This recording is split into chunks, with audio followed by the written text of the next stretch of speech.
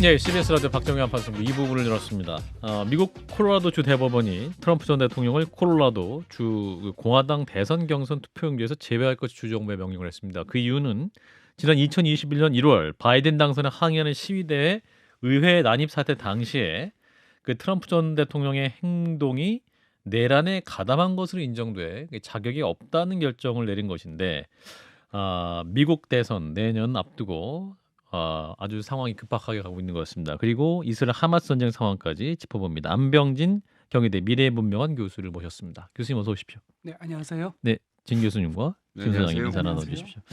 자, 일단 이 트럼프 얘기부터 해보겠습니다. 이 콜로라도 주 대법원의 판결, 트럼프 대통령이 이제 대선 경선에 나설 수 없다라는 얘기인 거죠? 꼭 그런 건 아닙니다. 그런 건 아닙니까? 예, 내년도 골치 아플 것 같아요. 미국이 정신없이 돌아갈 것 같은데요. 예, 이제 콜로라도의 주 주 연방 법원은 예. 그렇게 결정을 했는데 아, 이제 단서가 일단 아직은 효력이 실행되지는 않고 이제 최고 연방 대법원까지 가보자라는 거니까 예. 중요한 건 이제 6대 3의 비율로 보수가 5인 연방 대법원이 과연 이 문제에 대해서 어떤 결정을 할 것이냐. 진 교수님 왜 웃으세요? 하나만 하는 얘기죠. 이건. 그렇죠. 아니 근데 정치적인 판결을 안 내릴 수 있지 않습니까? 아니 예, 근데 어쨌든. 미국은 그 판결이 굉장히 정치적이고 그걸 아예 밝히는 것 같더라고요. 아예 그냥. 2000년도에 저희가 확인해 봤잖아요. 예, 그 조지 부시 예, 그때 고어와의 플로리다. 싸움에서. 예. 근데 사실은 그 대법원장인 그 로버트 같은 경우는 비교적 보수인데 좀 품위가 있는 보수예요. 그래서 어느 정도 법리에 따라서 하는데 근데 사실은 이게요. 법리가 애매해요. 아하. 그러니까 즉 다시 말해서 해석이 여지가 트럼프의 있고. 행동을 아. 국가 전복 행위로 볼 수 있느냐, 그냥 극악한 발언이냐 이런 부분에 대해서 헌법학자들 사이에 의견이 갈리니까. 예, 굉장히 갈려요. 그래서 그렇- 이거를 음, 체계적인 내란이라고까지 보려면 이전에 유죄 판결로 이미 법원에서 음. 충분한 근거를 가지고 이것은 전복 행위다 이런 근거가 있든가. 근데 예. 아직은 그런 건 없잖아요. 아무것도 재판이 음. 지금 진행된 게 없거든요. 예, 그런 점에서 사실은 콜로라도 주 법원의 결정은 사실은 조금 논란의 소지가 있는. 그러니까 공화당 입장에서 예. 왜냐하면 그 주 대법원을 민주당이 장악했거든요. 예. 그리고 아하. 민주당 판사들 중에서도 4대 3으로 아슬아슬하게 이것은 전복행위다라고 아하. 네. 판단한 거니까요. 별거 아니네요. 예. 아니, 너무 쉽게 정리를 하시는데 트럼프는 아직 끝났다고 볼 수 없다. 예. 근데 이제 별거 아닌데 별거 아닌데. 미국이란 나라가 지금은 과거와 달리 아하. 이제 변수가 너무 많으니까요. 예. 그러니까 대법원까지 갔을 때 또 어떤 판단을 할지 그건 아직 100% 확정은 아니죠. 근데 현재로 봐서는 그렇게 뭐 경천동지할 일은 아닌 거죠. 저희가 트럼프를 처음 겪었을 때 뭐 제가 직접 겪은 건 아니죠. 미국 사람들 입장에서 그만두고 나가서 다시는 안 볼 것처럼 말들을 했는데 다시 나오니까 제가 생각하기엔 의외로 호응이 굉장히 좋은 것 같아서 지금 상황으로 놓고 보면 트럼프의 그러니까 재선 한 번 더 선거 나오는 게 되게 가능해지는 상황이 되는 거죠. 그러니까 제 말은 당선이 되는 그러니까 상황까지. 트럼프가 좋은 겁니까? 바이든이 싫은 겁니까? 교수님. 어떤 입장인가요? 유권자들이요? 예. 트럼프도 좋고 바이든도 싫고 두 개 다예요. 두 개 다죠. 야, 그럼 트럼프가 되는 흐름이네요. 그러니까 그러니까 민주당 진영이 제일 걱정하는 건 예. 트럼프에 대한 열정적 그 이제 동원이 네. 더 셀 거다. 아하. 그러니까 왜냐하면 보통은 대통령을 한번 하고 나면 뭔가 열정도 식고 사람들이 음. 뭔가 대통령의 그 브랜드도 훼손되고 그래야 되는데 네, 그 사람에 대한 그 인물에 대한. 이 사람은 꼭 무슨 펀치백 때리면 더 튀어오는 것처럼 그래요. 오히려 유권자들의 열정은 집토끼들 열정은 더 커지고 그 다음에 트럼프는 점차 진화해서 이기는 이미 체계적인 계획도 다수했고 그래서 첫날 당선되면 이제 첫날은 독재적으로 행동하겠다라는 첫날 계획까지도 다 지난번에는 첫날 계획이 없었어요. 왜냐하면 트럼프 진짜 당선될 줄 몰랐어요. 본인도. 오직 그 책사 중에 스티브 배넌이라는 사실은 미국 극우 역사상 전설적인 어떤 노예한 구구. 그러니까 구렁이가 한 300마리 들어가지. 칼로브는 한 100마리. 여기는 300마리. 그러니까 약간 악에 가까워요. 근데 스티브 배너는 야 걱정 마. 너 당선돼. 그러니까 트럼프가 믿지 않았어요. 멜라니 여사는 믿지 않았기 때문에 트럼프의 그 선거 나가는 걸 동의해줬거든요. 멜라니 여사는 쇼핑이나 이런 데도 관심이 있으시거든요. 예. 근데 덜컥 당선이 됐죠. 근데 지금은 이번에 당선이 되면 예. 훨씬 더 체계적으로 완벽한 독재를 하려고 노력할 겁니다. 리부트 트럼프. 고도화된 트럼프. 고도화된 트럼프. 챗GPT 트럼프인 거죠. 챗GPT 문제가 트럼프. 되는 게 요즘 또 발언도 막 그냥 끔찍하거든요. 뭐 옛날 그럼요. 1930년대 나치 애들이나 할 법한 발언들, 예를 들어 이민자들이 미국 혈통을 오염시킨다라든지 뭐 이런 발언은 이건 뭐 예컨대 독일 같은 데서 하면 그냥 그날로 사회적 매장이거든요. 이거 사실은. 그렇죠. 이제 그래서 예. 이제 트럼프를 좋아하지 않는 공화당 크리스티나 이런 뉴저지 주지사 같은 경우는 더 미쳐가고 있다. 트럼프가 광기를 넘어서 미쳐가고 있다라고 표현을 하는데 방금 진 작가님 말씀처럼 지금 거의 나치를 연상시켜요. 그 피를 더럽힌다라는 건 나치의 표현이고 그 이전에는 이제 정적을 해충이라고 불렀거든요. 그것도 나치가 했던 거예요. 나치가 반유대주의. 네. 근데 또 이 사람은 나는 뭐 나의 투쟁, 히틀러의 나의 투쟁 자서전 난 읽은 적 없다. 그 트럼프는 원래 저렇게 강하게 부인할 때는 의심해 봐야 되거든요. 그러니까 읽은 것 같아요. 그러니까 미국의 나치가 부활하는 30년도는 프랭클린 루즈벨트라는, 그러니까 어떻게 보면 나치 정책과 굳이 비슷하다면 국가의 개입이 굉장히 셌거든요. 그래서 그때는 프랭클린 루즈벨트를 통해서 나치가 미국에선 나오지 않았죠. 근데 지금의 미국은 프랭클린 루즈벨트가 나오는 게 아니라 나치가 나오는 상황인 거죠. 아니 그 더러운 피라는 게, 그러니까 혈통을 더럽힌다는 게 어디까지가 깨끗한 피인 건가요? 백인들이. 그 혈통을 더럽힌다는 거에는 지금 여기 계신 네 분도 포함됩니다. 네. 아시안들, 남미, 히스패닉, 아시안까지. 그다음에 중동. 여기가 미국의 순수한 피를 더럽힌. 이게 사실은 우아하게 표현했던 사람이 옛날에 그 사무엘 헌팅턴이 우아하게 표현한 걸 문명의 충돌 얘기하면. 그걸 아주 우아하게 표현한 거잖아요. 근데 이 사람은 문명의 충돌이 아니라 거의 나치식으로 표현하는 거죠. 혈통의 충돌 뭐 이런 거. 그런 거죠. 실제로 지금 히스패닉인의 비율이나 이런 게 되게 높아져서 이게 유권자를 갈라서 먹는 데는 도움이 되긴 하는 건가요? 많이 도움되죠.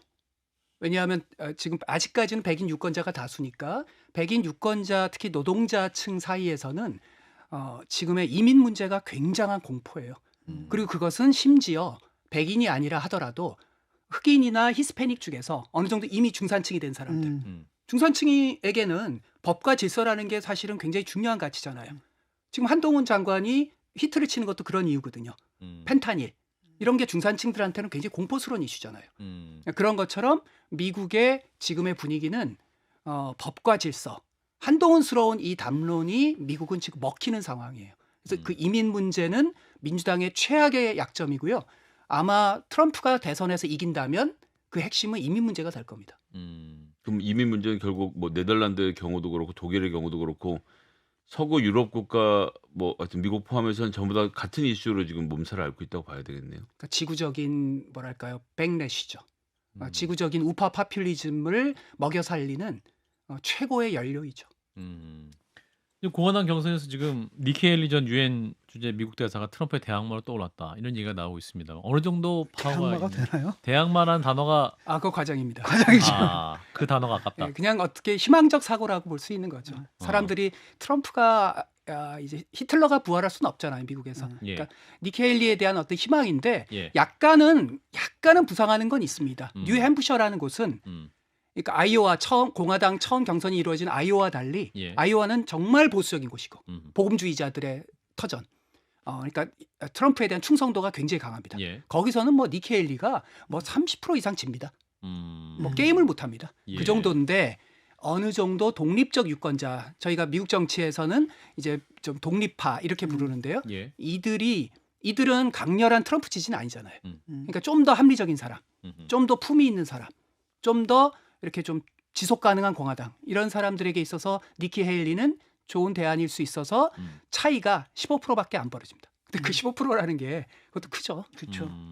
그러면 지금 내년에 대선도 있고 그다음에 상원 의원도 3분의 1 바꿀 거고 하원은 전부 다 바꾸는데 트럼프 후보가 지금과 같은 이런 뭐 인종차별 포함해서 이렇게 몰고 나가면 공화당의 의원들도 당선될 확률이 같이 높아지는 건가요? 같이 높아지죠. 다만 여기서 전제가 있는데요. 이렇게 공화당이 텃밭을 가지고 있는 곳에서는 당연히 당선 확률이 높아지는 거고, 그 다음에 어느 정도 이제 민주당과 상당한 승부를 봐야 되는 곳, 여기서는 트럼프 덕분에 우수수 떨어질 가능성이 있습니다. 그러니까 즉 다시 말해서 비록 지금 현재 시점에서는 트럼프가 재선 가능성이 높은 건 사실이에요. 그러나 민주당이 마지막까지 기대하고 있는 건 선거가 다가오면 사람들의 머릿속에는 이민 문제만 있는 게 아니라 낙태를 비롯한 민주당의 가장 중요한 이슈가 있을 테고 특히 여성 유권자 20대 이들이 결국은 트럼프를 선택했을 때 그 끔찍한 미국이 봉건 사회로 퇴행하는 거 지금 일부 주는 끔찍한 상황입니다. 그리고 이를테면 근친상간 그리고 강간 이런 경우에도 낙태를 예외해서는 안 된다. 그리고 심각한 그 산모가 어떤 그 중환자실에 들어간다 하더라도 낙태를 해야 된다라는 상상할 수 없는. 그러니까 미국은 나치의 부활, 봉건의 부활의 시대입니다. 그래서 민주당 유권자들은 그런 점에서 나중에 가서는 바이든이 몇 프로 차이로 이길 거다라고 생각하는 사람들도 제법 있습니다. 낙관적으로 전망하는 사람들도 있군요. 예. 예. 근데 지금 뭐 바이든 상황이 좀 안 좋은 것 같아요. 뭐 공화당에서 탄핵 조사 결의안을 통과시켰는데 그럼 뭐 탄핵 조사가 되는 거예요? 이게 뭐예요? 바이든 왜 탄핵이가 나와요 그러면? 모든 가족에는 아픈 손가락이 있잖아요. 예. 그러니까 바이든 대통령은 정말 품위 있고 가치가 있고 또 얼마 전에 암으로 안타깝게 그 보 바이든이 있었으면 지금 바이든 대통령보다 훨씬 유력한 대선 후보가 됩니다. 민주당은 쉽게 이깁니다. 그만큼 보 바이든은 기대가 컸던 아들인데 암으로 죽었고 이제 헌터는 집 아픈 손가락 뭐 건드리는 것마다 사고를 치는. 그러니까 뭐 예를 들어서 세금 포탈로 뭐 그 이상한 데 쓰고 바이든의 차남. 차남. 근데 특히 지금 공화당이 문제 삼고자 하는 건 바이든이 부통령 시절에 우크라이나에 이 브리스마 홀딩이라고 하는 에너지 기업의 자문역으로 있으면서 아버지의 권위를 이용한 호가호위. 이게 핵심입니다. 우리 아버지가 부통령이야. 예. 헌터는 그랬을 가능성이 높습니다. 근데 이제 문제는 공화당의 그 곤혹스러움은 1년간 공화당이 가만히 있을 사람들이 아니거든요. 네거티브의 귀재들인데 1년간 파헤쳤는데 바이든과 아들이 연결된 건 하나도 발견하지 못했어요.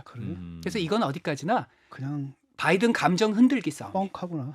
뻥카고 그러니까 바이든의 치명적 약점은요. 정책에 있지 않습니다. 바이든의 치명적 약점은 아들에 대한 무조건 감싸기가 바이든의 최대 약점입니다. 그러니까 왜냐하면 그 옛날에 자식을 2명이나 잃었잖아요. 하나는 교통사고로 끔찍했던 크리스마스 선물 사러 가다가 그다음에 자기가 마지막까지 의존했던 보 바이든도 암으로 죽었고 그러니까 이 끔찍한 상흔이 있기 때문에 이제 남은 자식들에 대한 엄청난 그 애착이 있는 거예요. 공화당이 이걸 모르는 사람들이 아니니까 바이든을 무너뜨리는 게 그러니까 정책적으로 무너뜨리는 게 목적이 아니고 탄핵 선고가 목적이 아니고 바이든의 감정을 흔드는 게 목적이에요. 미국의 공화당하고 한국의 민주당하고 되게 비슷해요 지금.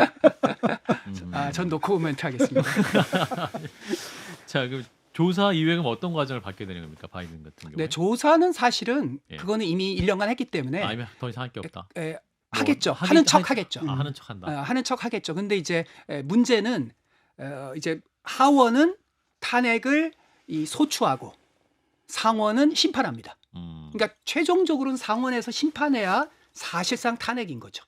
근데 이 공화당이 요즘에 고민하는 게 조사하는 거는 얼마든지 즐길 수 있는데 이거를 공식적으로 하원에서 소추안을 의결하면 그거는 나중에 좋은 점만 있는 게 아니라 선거에서 그러니까 경합주 이런 데선 백래시가 생기거든요. 이거 공화당이 의회를 장악하거나 대통령이 되면 이거 안 되겠구나. 미국이 이상하게 이런 거에 백래시가 있을 수 있어서 공화당 지도부가 지금 고민 중입니다. 그래서 일단 조사 실컷하고 바이든 괴롭히다가 그러니까 지금 어느 정도 하다가 소추까지 갈까 말까. 근데 이제 문제는 지금의 공화당은 통제가 안 되는 공화당이거든요. 소수 한 5-10명이 공화당을 흔드는 거니까 불확실성은 남아 있습니다. 재선 전망이 참 어두운 거 아닙니까? 바이든이요? 지금 지지율은 어느 정도 나오고 있나요? 지지율이 굉장히 안 나옵니다. 43% 정도. 와, 많이 나오네. 한국에 비하면. 한국에 비하면 그렇죠. 미국에서 43%라 그러면요. 어떻게 보면은 대통령이 이제 재선 출마를 심각하게 재고해야 될 상황입니다. 그리고 화요일 날인가요? 뉴욕타임스 시에나 대학 여론조사는 37까지 떨어졌습니다. 37까지. 오바마는 그 재선 임기 마지막에도 한 60% 나오지 않았습니까? 나왔죠. 그때 60이 나왔어요. 오바마는요. 퇴임 그 2기가 끝나고 나서도 예. 미국의 헌법에 만약 3선 규정이 있었으면 됐다. 나왔으면 좋겠다라는 아하. 유권자들이 많았던 상황입니다. 그거랑 비교하면 정말 굉장히 다른 상황이죠. 그럼에도 불구하고 민주당 내 다른 후보군이 바이든 대통령을 넘어서지 못하는 상황인 거죠. 인물이 이렇게 없나요, 진짜? 인물이 없습니다. 인물이. 그러니까 만약 한 6개월 전에 예. 미셸 오바마나 이런 사람이 강력하게 돌풍을 일으면서 등장하고 예. 미셸 오바마 드래프트 운동 이런 게 있었다면 예. 그랬다라면 사람들이 거기에 힘을 얻고 이제 바이든을 좀 주저앉혀야겠다라는 걸 강하게 목소리를 낼 텐데 네. 이불 속에서만. 그러니까 제가 미국 가면은 전략가들 이렇게 모여서 카페에서 식사하면 우리끼리는 그 얘기 다 바이든 이제 그만둬야 돼. 근데 공개적으로 그 얘기를 하는 사람이 없어요. 사실은 너무 늦게 나오기 시작했죠. 그래서 지금은 민주당의 스탠스가 좀 속되게 표현은 완전히 꼬인 상황. 그리고 미셸은 원래 정치에 남편과 완전히 다릅니다. 남편은 폴리페서였고요. 미셸은 정치에 관심이 전혀 없고 정치를 싫어합니다. 정치 교수였고 남편은. 예, 그래서 부부가 요즘 신났습니다. 부부가 넷플릭스 만드는 재미에 Leave the World Behind 한번 보시죠. 진짜 그거 되게 통찰력 있는 프로입니다. 지금 미국의 디스토피아를 잘 보여준. Leave the world.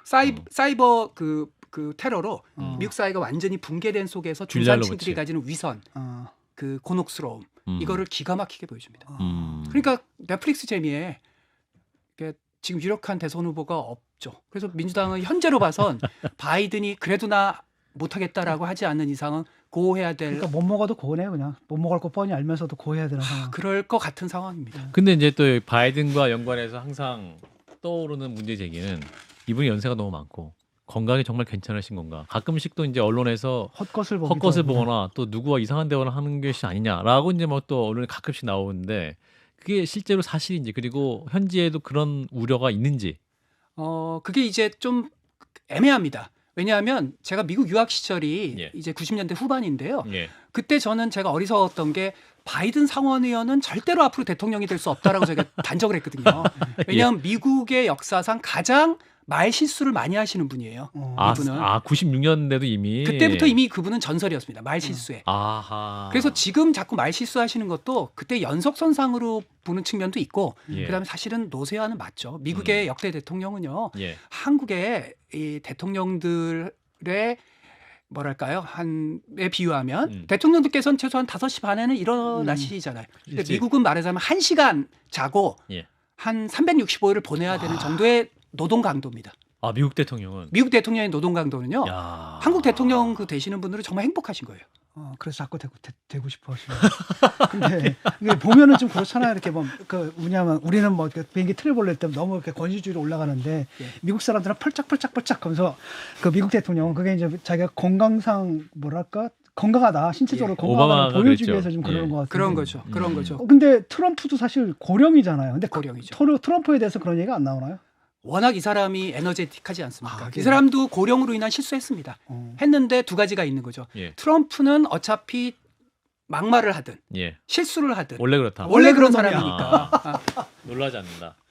근데 앞으로는 쉽지 않을 겁니다. 이분도 79세니까. 하지만 뭐 사람들에게 정치는 퍼셉션이잖아요. 개념이잖아요. 이미 트럼프는 에너제틱하다라고 하는 개념이 이미 유권자들의 머릿속에 박혔기 때문에 이번 대선 시즌까지는 에너제틱한 트럼프 대 노쇠한 정신 상태 약간의 스테이블하지 않는 바이든의 이 프레임은 이건 변하지 않을 겁니다. 그래서 말씀처럼 바이든은 그 점에서도 적신호가 켜져 있죠. 자, 이런 가운데 이제 바이든이 최근에 이제 이스라엘이 무차별적인 공습으로 국제사회의 지지를 잃고 있다 하면서 이제 네타냐후 이스라엘 총리를 아주 비판을 했습니다. 이 부분이 또 굉장히 큰 화제가 되기도 했는데 이 원래 이렇게 직설적으로 표현하지 않지 않습니까? 미국 대통령이. 특히 바이든은 직설적으로 표현 안 합니다. 원래 바이든의 캐릭터는요. 굉장히 매너 있게 표현하고 실제 1대1 둘이 만났을 때는 거친 표현을 쓰는 사람입니다. 그러니까 그 아주 그런데 능합니다. 그런 바이든조차도 공개적으로 네타냐후를 비판할 수밖에 없을 정도로 네타냐후는 바이든 얘기를 안 듣습니다. 그러니까 왜냐하면 미국의 힘이 많이 약화됐고 네타냐후는 극우 중에 극우고 그다음에 그 연정에 참여하는 안보장관 같은 경우는 극우 중에 극우 중에 극우고 그 영어로 뭐 울트라? 슈퍼 울트라? 이렇게 표현할 정도로 이스라엘 정치형은 극우입니다. 그래서 사실은 바이든이 압력이 이렇게 강하게 예. 압력을 몇 차례 가했는데 최근에 약간씩 먹히긴 합니다. 최근에. 바이든의 말이 최근에. 이스라엘에. 왜냐하면 오스틴 국방장관이 날아갔고요. 그래서 이제 저강도 전쟁으로 바꾸자. 전면적인 그 전쟁이 아니라 타겟 하마스 지도부 타겟해서 전쟁을 좀 제한적으로 하자라는 게 일부 봉합은 했습니다. 다만 이스라엘이 앞으로 그 말을 정확히 지킬까요? 네, 이것도 이 이슈도 사실 그 바이든한테는 유리하진 않지 않습니까 지금? 굉장히 불리합니다. 네. 그러니까 바이든을 위한 변명을 하자면 그 사람들이 자꾸 바이든이 노쇠하고 무능하다고 얘기하는데 예. 프랭클린 루즈벨트가 다시 와 보십시오. 지금 미국의 정치 지형은 누구래도 민주당 대통령이 잘 유능하게 국정 운영하고 재선되기 쉽지 않습니다. 왜냐하면 과거에는 세대적 격차가 크지 않았습니다. 근데 민주당의 유권자 중에 젊은 친구들 20세 30대는 예. 팔레스타인에 대한 상당한 그 피해자에 대한 공감이 있습니다. 예. 근데 좀 나이가 많은 기존 세대, 중년 이상의 세대들은 미국은 친이스라엘 국가 아닙니까? 그러니까 민주당 내부에서 분열이 되는 거예요. 유권자가 분열돼 있고 그다음에 민주당 의원들 중에서 민주당 내 좌파, 그러니까 AOC, 그러니까 한국으로 따지면 정의당 장혜영 의원 같은 분들. 그러니까 한국은 이제 다당제니까 정의당으로 따로 있는 거지만 미국은 양당이 중요하니까 그 안에 있는 강력한 힘을 가진 민주당 좌파들의 입장에서는 팔레스타인에 대한 공감이 있고 양쪽에 대한 비판을 하는 거죠. 그러니까 이거는 양쪽을 더 만족시키는 거는 제갈공명이 와도 불가능하거든요. 그런 상태에서 에이펙이라고 하죠. 이제 미국 내에 있는 이스라엘 그룹들은 네타냐후에 대해서 지지하는 입장까지 가 있는 건가요? 그렇습니다. 근데 에이펙조차도 이제 미묘한 기류들의 차이가 있습니다. 에이펙에는 심지어 네타냐후 스타일의 공화당스러운 그 기부자들, 기업가들도 있고요. 근데 원래 에이펙의 주류는 조금 더 리버럴 쪽. 근데 지금 상황은 이제 극우적인 이스라엘 친이스라엘 중에서 좀 합리적인 사람들 말고 극우적인 사람들을 어떻게 보냐면 마치 9.11 때 콘도리사 라이스가 다시 올 수 없는 기회라고 했던 것처럼 이번 기회에 확실하게 팔레스타인을 몰아내고 이스라엘 신정 국가를 완벽하게 완성하자. 다시 이 기회는 오지 않는다라고 하는 생각이 있기 때문에 에이펙도 분열돼 있고. 사실상 그냥 가자 지구를 청소하자는 얘기인 그렇죠. 거잖아요. 깨끗하게. 그렇습니다. 그런데 한편 트럼프는 뭐 즐기고 있겠죠 이 상황. 그 트럼프 입장은 뭡니까 이스라엘 하마스? 트럼프 대통령이 된다면 어떤 상황 벌어질까요? 청소? 트럼프가 된다면 이제 화염과 분노. 이제 내 책상에 핵 버튼 있다. 또 요것도 요 장난 또 시작할 겁니다. 그러니까 하마스 니네들 내가 핵 버튼 지금 누를 수 있어. 전술핵 몇 개 터뜨릴 수 있어. 근데 전 그거는 하나의 매드맨, 그러니까 광인이론, 이런 인척하는 거죠. 그냥. 예, 인척하는 거니까. 트럼프는 제가 방송에서도 한번 말씀드렸나요? 예. 사람들이 잘 모르시는데 이분 소심남이에요. 그러니까 실제로는 예, 원래 마초 아닌 사람들이 뻥 하는 거예요. 그런데 블로킹을 많이 하는 거예요. 그럼요. 근데 제가 오히려 걱정하는 건 이란 문제입니다. 트럼프가 지금 이란 배후설을 이란이 모든 걸 배우다 이 말은요. 곧 트럼프가 당선되면요. 중동 전쟁, 이란에 대한 어떤 형태든지 공습을 트럼프가 할 수도 있고요. 트럼프의 백을 믿는 이스라엘이 할 수도 있고요. 저는 트럼프가 당선되면 3차 대전 가능성조차도 우려합니다. 너무 좀 안 좋은 시나리오만 얘기하셨어. 만약 트럼프가 될 경우에 남북 관계, 북미 관계에 대해서도 여러 가지 생각할 수 있을 것 같은데 한 40초 정도 교수님 말씀 주시면. 쉽지 않습니다. 지난번에는 이제 김정은이 약간 순진했고, 그 다음에 트럼프도 어느 정도 김정은을 자기의 그 힘으로 어느 정도 굴복시킬 수 있다라고 믿었는데 그 계산이 어긋났죠. 그러니까 김정은은 문재인 대통령을 믿었고, 근데 문재인 대통령과 그 당시 청와대가 판단했던 딜의 가능성이 사실은 트럼프 머릿속에는 없었어요. 그런 점에서 이번에는 협상에 서로 간에 몸값이 올라갔고 서로 간에 꼴대를 옮겼어요. 그래서 이번에는 훨씬 더 어려운 협상이 진행될 겁니다. 하지만 어쨌든 스펙터클한 쇼는 계속됩니다. 트럼프 입장에서는 노벨 평화상을 받아야 되니까. 그러니까 김정은과 스펙터클한 쇼는 할 겁니다. 예, 자 오늘 여기까지. 네, 경희대학교 미래문명원의 안병진 교수였습니다. 고맙습니다. 네, 감사합니다. 좋아요. 구독, 알림 설정.